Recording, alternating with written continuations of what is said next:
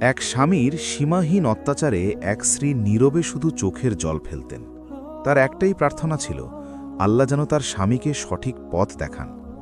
টাকা আর ক্ষমতার মোহে স্বামী এতটাই অন্ধ হয়ে গিয়েছিল যে কোনটা ভালো আর কোনটা মন্দ সেই বোধটুকুও তার ছিল না। কিন্তু একদিন জুলমের সব সীমা ছাড়িয়ে যাওয়ার পর স্ত্রী এমন একটি কাজ করলেন যা সেই পাষাণ হৃদয়ের মানুষটির দুনিয়াটাই ওলটপালট করে দিল। চলুন আজ সেই গল্পটিই শুনি, যা আমাদের শেখাবে ধৈর্যের ফল কতটা মধুর হতে পারে। অনেক দিন আগের কথা। ছবির মতো সুন্দর একটি গ্রামে রহিম নামের এক যুবক থাকত। গ্রামের অন্য 10টা ছেলের মতোই সাধারণ ছিল তার জীবন, কিন্তু ভাগ্যের খোঁজে সে শহরে পাড়ি জমায় আর অল্প দিনেই ব্যবসায় ফুলে ফেপে ওঠে।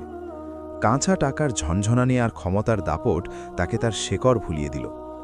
যে রহিম একসময় 5 ওয়াক্ত নামাজ ছাড়ত না, মানুষের বিপদে ঝাঁপিয়ে পড়ত, সেই রহিমই হয়ে উঠল অহংকার, লোভ আর নিষ্ঠুরতার এক জীবন্ত উদাহরণ। তার প্রতিটি কথায় আর কাজে কেবল দাম্ভিকতা ফুটে উঠত। সে ভুলে গিয়েছিল এই সম্মান আর সম্পদ সবই আল্লাহর দান। এরই মাঝে পরিবারের চাপে রহিম বিয়ে করে গ্রামের এক সাধারণ মেয়ে সুমাইয়াকে। সুমাইয়া ছিল রূপে গুণে অনন্যা। তার চেহারার সৌন্দর্যের চেয়েও বেশি ছিল তার মনের পবিত্রতা আর ঈমানের আলো। ছোটবেলা থেকেই সে ইসলামী অনুশাসনে বড় হয়েছে। তার বাবা মা শিখিয়েছিলেন জীবনের সব অবস্থায় আল্লাহর উপর ভরসা রাখতে হয় আর ধৈর্য ধরতে হয়। রাসূলুল্লাহ সাল্লাল্লাহু আলাইহি ওয়াসাল্লাম বলেছেন, দুনিয়ার শ্রেষ্ঠ সম্পদ হল একজন নেককার স্ত্রী। সুমাইয়া ছিলেন সেই হাদিসের এক বাস্তব রূপ। কিন্তু বিয়ের পর সুমাইয়ার জীবনটা নরক হয়ে উঠল। রহিম তাকে এক মুহূর্তের জন্যও শান্তি দিত না। সে ভাবত সুমাইয়ার মতো সাধারণ এক মেয়ে তার সামাজিক মর্যাদার যোগ্য নয়। কথায় কথায় খোঁটা দেওয়া, অপমান করা তার প্রতিদিনের অভ্যেস হয়ে দাঁড়িয়েছিল। রহিম প্রায় রাতেই বন্ধুদের নিয়ে বাড়িতে মদের আসর বসাত। সুমাইয়া যখন তাকে এসব পাপ কাজ থেকে দূরে থাকতে বলতো, তখন তার উপর নেমে আসত অবর্ণনীয় মানসিক আর শারীরিক নির্যাতন। সুমাইয়ার দিন শুরু হতো স্বামীর নাস্তা বানিয়ে, আর রাত কাটত জায়নামাজে চোখের পানি ফেলে।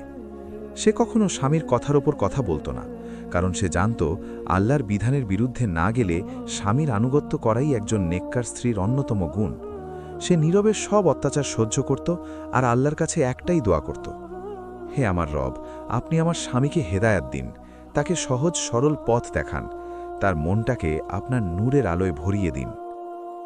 সুমাইয়া বিশ্বাস করত স্ত্রী তার স্বামীকে দিনের পথে চলতে সাহায্য করবে, এটাই ইসলামের শিক্ষা। তাই সে কখনো আশা ছাড়েনি। স্বামীর প্রতি তার কর্তব্যে সে কোনোদিন কমতি রাখেনি।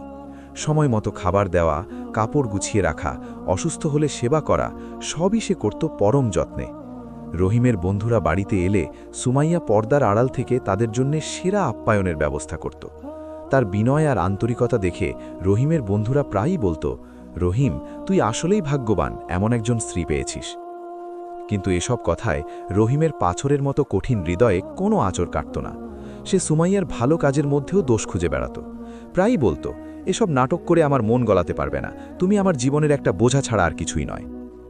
সুমাইয়া শুধু কাঁদত আর আল্লাহর কাছে বলতো, হে আল্লাহ, আমি তো খুব দুর্বল, আমার সহ্য করার ক্ষমতা ফুরিয়ে আসছে। তুমিই তো একমাত্র সাহায্যকারী, তুমি ধৈর্যশীলদের ভালোবাসো, আমাকে ধৈর্য ধরার শক্তি দাও। সে পবিত্র কোরআনের সেই আয়াতটিকেই আঁকড়ে ধরেছিল, যেখানে আল্লাহ বলেছেন, নিশ্চয়ই আল্লাহ ধৈর্যশীলদের সাথে আছেন। দিন গড়ানোর সাথে সাথে রহিমের অত্যাচারও বাড়তে লাগল। হঠাৎ করেই তার ব্যবসায় ধস নেমে গেল। যে কাজেই সে হাত দিচ্ছিল সেখানেই লোকসান হচ্ছিল। তার অহংকারী মন এই ব্যর্থতা মেনে নিতে পারছিল না, আর এর সব কিছুর জন্য সে দায়ী করতে লাগল সুমাইয়াকে। সে চিৎকার করে বলতো, তুমি আমার জীবনে আসার পর থেকেই আমার সব কিছু ধ্বংস হয়ে যাচ্ছে, তুমি একটা অলক্ষিণী নারী। সুমাইয়া শান্ত গলায় জবাব দেবার চেষ্টা করত, এভাবে বলবেন না, ভাগ্য তো আল্লাহর হাতে, আমাদের উচিত তার কাছেই সাহায্য চাওয়া, ধৈর্য ধরা। কিন্তু রহিমের কানে এসব কথা পৌঁছত না। ব্যর্থতার আগুন তাকে আরও হিংস্র করে তুলল। সে সুমাইয়ার গায়ে হাত তুলতে শুরু করল। একদিন তো রান্না করতে সামান্য দেরি হওয়ায় রহিম গরম ভাতের পাতিলটাই তার দিকে ছুঁড়ে মারতে গিয়েছিল। আল্লাহর অশেষ রহমতে সুমাইয়া অল্পের জন্য বেঁচে যায়। রহিমের নিষ্ঠুরতা এখানেই থামেনি। সে সুমাইয়ার সবচেয়ে বড় আশ্রয়স্থল তার ইবাদত নিয়েও কটাক্ষ করতে শুরু করল। যখনই সে দেখত সুমাইয়া নামাজ পড়ছে বা কোরআন তিলাওয়াত করছে, তখনই ব্যঙ্গ করে বলতো, সারাদিন শুধু নামাজ রোজা করলেই কি সব হয়?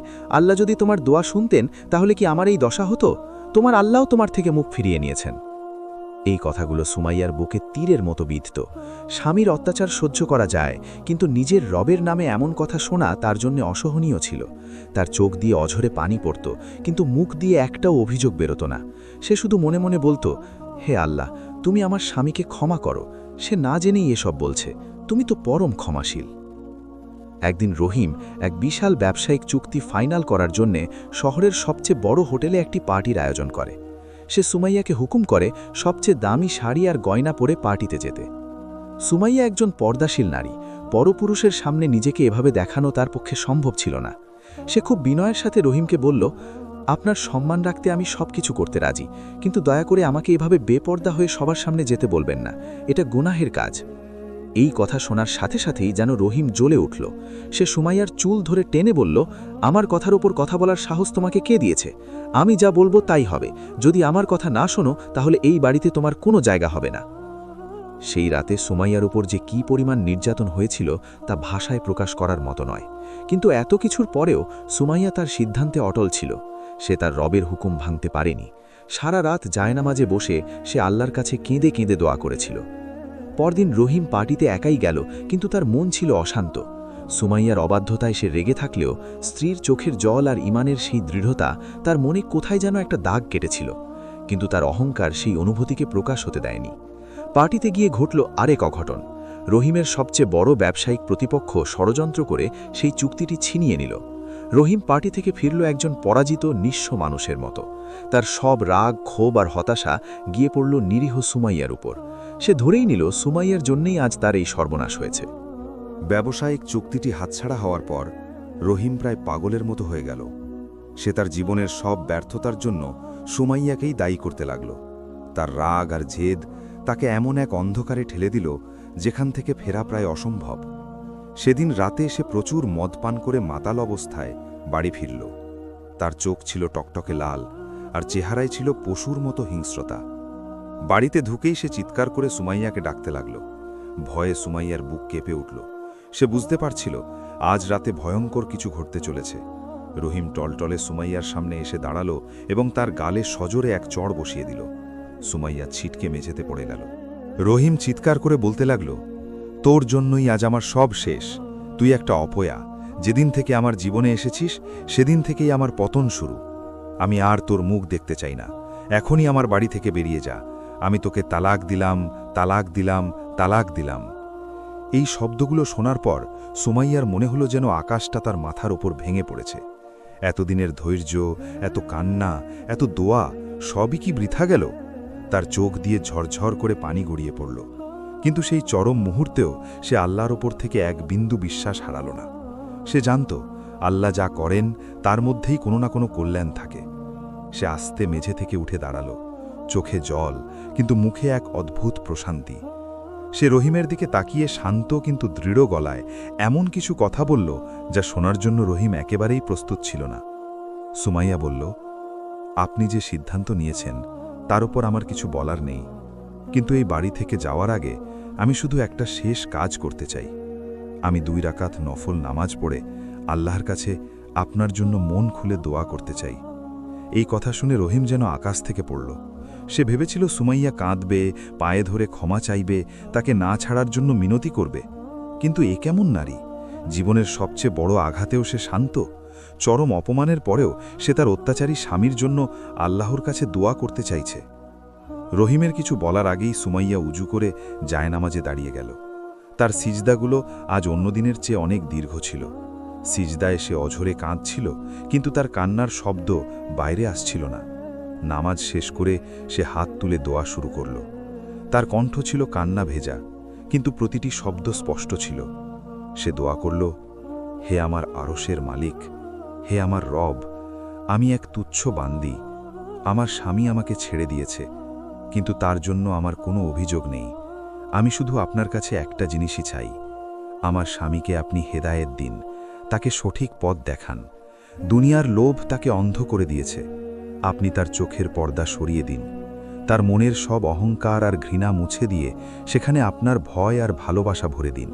হে আল্লাহ, আমি চাই না আমার সন্তানের বাবা জাহান্নামের আগুনে পুড়ুক। আমি তাকে এই দুনিয়ায় হয়তো আর পাব না, কিন্তু আমি তাকে জান্নাতে আমার সঙ্গী হিসাবে ফিরে পেতে চাই। হে পরম করুণাময়, আপনি আমার এই দোয়া কবুল করুন। সুমাইয়ার প্রতিটি কথা মাতাল রহিমের হৃদয়ে তীরের মতো বিঁধছিল। তার নেশা যেন মুহূর্তেই কেটে যাচ্ছিল।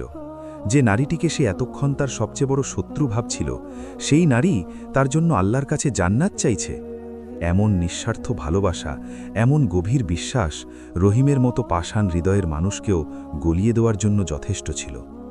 তার চোখের সামনে একে একে ভেসে উঠল সুমাইয়ার সব আত্মত্যাগের ছবি, তার সেবা, তার আনুগত্য, তার রাতের নীরব কান্না, তার ইবাদত। সে বুঝতে পারল সুমাইয়া তার জন্য বোঝা ছিল না, বরং সে ছিল আল্লাহর পক্ষ থেকে পাঠানো এক রহমত, এক অমূল্য উপহার, যাকে সে চিনতে পারেনি। রাসূল সাল্লাল্লাহু আলাইহি ওয়াসাল্লামের সেই হাদিসটি তার কানে বাজতে লাগল। দুনিয়ার শ্রেষ্ঠ সম্পদ হল একজন নেককার স্ত্রী। রহিম বুঝতে পারল সে তার জীবনের সবচেয়ে মূল্যবান সম্পদকেই নিজের হাতে ধ্বংস করতে বসেছিল। সুমাইয়ার দোয়া শেষ হবার আগেই রহিম তার পায়ের কাছে লুটিয়ে পড়ল। তার বিশাল শরীরটা একটা শিশুর মতো কাঁপছিল। তার চোখ দিয়ে অনুশোচনার অশ্রু বন্যার মতো বইতে শুরু করল। সে সুমাইয়ার পা জড়িয়ে ধরে কাঁদতে কাঁদতে বলল, সুমাইয়া, আমাকে ক্ষমা করে দাও। আমি মানুষ না, আমি একটা পশু। আমি তোমার মতো এক ফেরেশতাকে চিনতে পারিনি। আমি আল্লাহর নেয়ামতের শুকরিয়া জানাইনি। তুমি আমার জন্য দোয়া করো না, আমি দোয়ার যোগ্য নই। আমার জায়গা তো জাহান্নামে। সুমাইয়া আলতো করে তার স্বামীকে মাটি থেকে তুলল। তার চোখের পানি মুছে দিয়ে বলল, এমন কথা বলবেন না। আল্লাহ তওবাকারীকে ভালোবাসেন, তিনি পরম ক্ষমাশীল। আপনি যদি মন থেকে অনুতপ্ত হন, তিনি অবশ্যই আপনাকে ক্ষমা করবেন। সেই রাতটি ছিল রহিম ও সুমাইয়ার জীবনের এক নতুন ভোরের শুরু। রহিম তার সমস্ত পাপের জন্য আল্লাহর কাছে তওবা করল।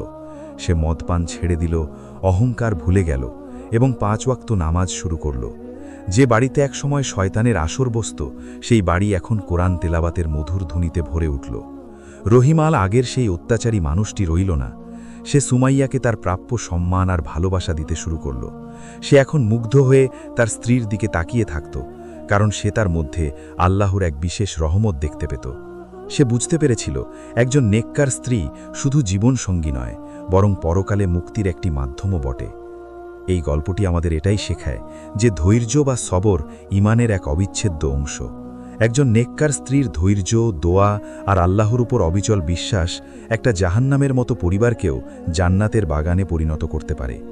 সুমাইয়ার গল্প এটাই প্রমাণ করে, বিপদে ধৈর্য ধরলে এবং আল্লাহর কাছে সাহায্য চাইলে তিনি কখনো তার বান্দাকে খালি হাতে ফেরান না।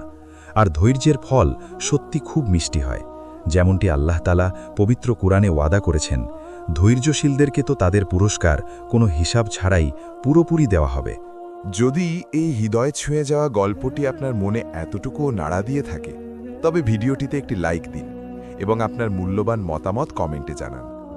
এমনই ইসলামিক ও অনুপ্রেরণামূলক গল্প নিয়মিত পেতে আমাদের চ্যানেলটি সাবস্ক্রাইব করে পাশের বেল আইকনটি বাজিয়ে দিন, যাতে পরবর্তী শিক্ষণীয় গল্পটি সবার আগে আপনার কাছে পৌঁছে যায়।